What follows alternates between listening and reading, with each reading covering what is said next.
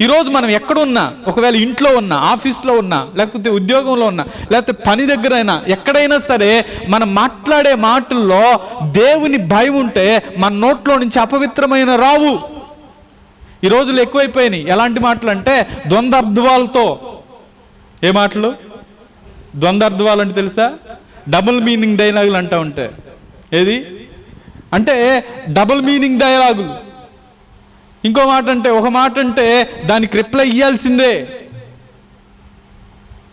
బదులు తీర్చాల్సిందే అన్నట్లుగా ఈ రోజుల్లో చాలామంది జీవిస్తూనే ఉన్నారు.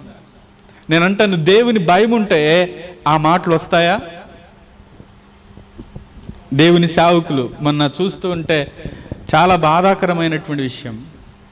ఒకప్పుడు గొప్పగా వాడబడిన దైవజనులే ఎక్కడ వెళ్ళారంటే జబర్దస్త్కి వెళ్ళారు. చూసారా?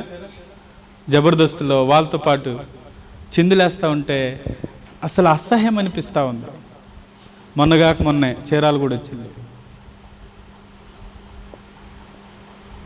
పరిశుద్ధత ఏమైపోయింది?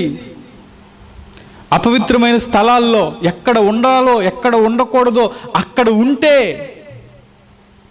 ఎక్కడున్నాడు? అందరూ నవ్వించే ప్రదేశాల్లో ఎక్కడున్నాడంటే అక్కడున్నాడు. తన భక్తి ఏమైపోయింది? ఇన్ని సంవత్సరాలు చేసిన జీవితం ఏమైపోయింది?